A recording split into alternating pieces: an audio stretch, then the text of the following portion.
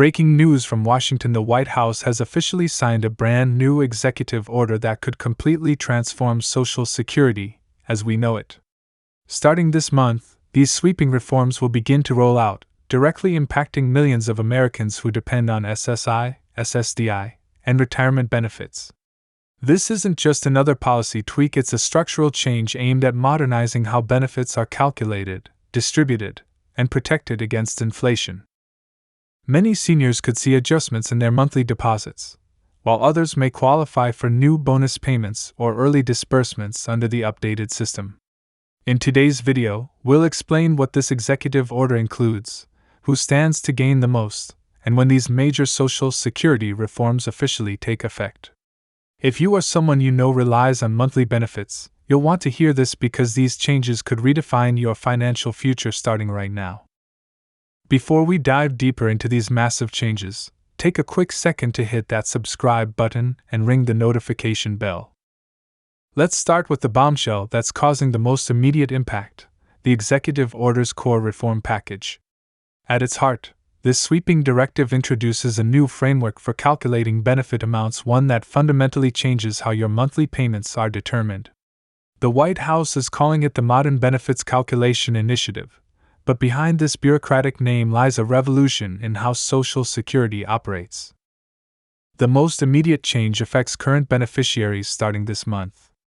The executive order implements what's being called a dynamic adjustment system that could modify your benefits based on several new factors that weren't previously considered. Think about it this way: if you're currently receiving Social Security, your monthly payment has typically been calculated based on your work history and earnings. But under this new system, additional variables are being introduced that could either work in your favor or potentially reduce your benefits. Here's where things get interesting and why this matters so much right now. The order introduces three major changes that take effect in different phases. The first phase, which begins this month, focuses on what the administration calls benefit modernization. This isn't just about adjusting for inflation anymore, it's a complete overhaul of how benefits are calculated and distributed. But here's what many news outlets aren't telling you.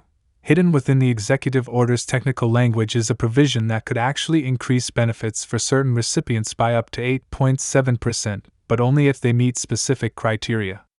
And this is where you need to pay very close attention, because qualifying for this increase isn't automatic. It depends on factors that might surprise you. Think about your current situation for a moment. Are you receiving benefits now? Planning to claim them in the next few years? Or maybe you're still decades away from retirement? Regardless of where you stand, these changes will affect you differently, and understanding how is crucial for your financial planning. The executive order addresses what many experts have long considered the Achilles heel of the Social Security system: its long-term sustainability. For years, we've heard warnings about the trust fund running dry by 2034. This order aims to extend that timeline, but at what cost? That's where the controversy begins, and why some critics are calling this move either brilliant or dangerous, depending on their perspective. Let's break down the first major change that's already being implemented. The new calculation method introduces what's called a Progressive Benefit Index, or PBI. This system looks at not just your earnings history, but also factors in regional cost of living differences, something that's never been done before in Social Security's 88-year history. Think about that for a moment. For the first time, where you live could directly impact your benefit amount. But here's the catch that's causing heated debates in Washington. While some beneficiaries in high-cost areas might see increases, others in lower-cost regions could experience adjustments that might not be in their favor. The administration argues this creates a fairer system that reflects real-world living costs, but critics warn it could create a two-tiered benefit system. You might be wondering why this massive change is happening through an executive order rather than through Congress. Here's where the political drama gets interesting. After months of deadlock in Congress over Social Security reform, the administration decided to take action through executive authority. This has sparked intense debate about the scope of presidential power in modifying such a crucial program. The second phase of changes, set to roll out in the coming months, focuses on what's being called income security enhancement. This part of the order introduces a new way of calculating cost of living adjustments (COLAs). Instead of the current system that many argue underestimates real inflation for seniors, the new method promises to better reflect the actual expenses retirees face.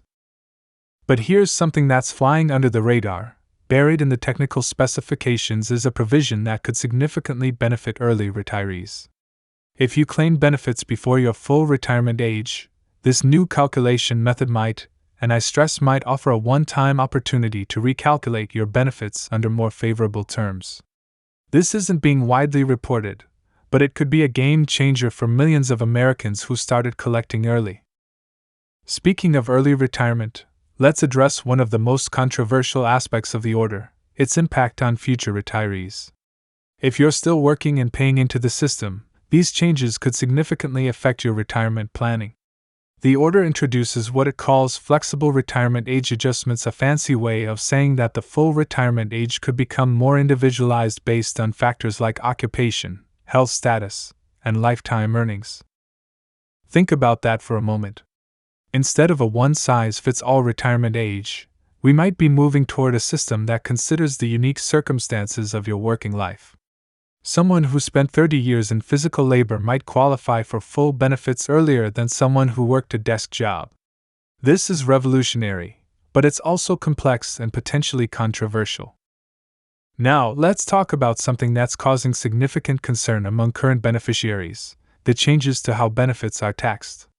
The executive order includes provisions that could modify the tax treatment of Social Security benefits, particularly for recipients who have additional income sources. This is where things get complicated, and why some financial advisors are scrambling to understand the implications for their clients. But here's a crucial detail that's easy to miss: the order includes grandfather clauses that protect certain current beneficiaries from any adverse changes. Whether you're protected depends on several factors, including when you started receiving benefits and your current benefit amount. This is why it's more important than ever to understand exactly where you stand. The third phase of the executive order, scheduled to begin implementation later this year, focuses on what the administration calls long-term program sustainability. This is perhaps the most ambitious and controversial part of the reforms. It introduces new funding mechanisms designed to shore up Social Security's financial future, including changes to how the program is funded. Here's where it gets really interesting. The order creates a new Social Security Sustainability Fund that will be funded through several novel sources. This includes potential changes to how Social Security taxes are collected from higher income earners and the introduction of what's being called a technology dividend, a small fee on certain types of automated systems that replace human workers. But let's be real for a moment. What does all this mean for your monthly check? The impact will vary significantly depending on your situation. Some beneficiaries, particularly those in high-cost areas or with certain work histories, could see increases. Others might find their benefits relatively unchanged. And yes, some might see adjustments that aren't in their favor, though the administration insists that protections are in place for the most vulnerable recipients. The order also introduces new protections for what it calls vulnerable beneficiaries, those who rely entirely on Social Security for their income. If you fall into this category, the order includes special provisions that could provide additional benefits or protections against any negative impacts of the reforms. Here's something that's particularly important for younger workers.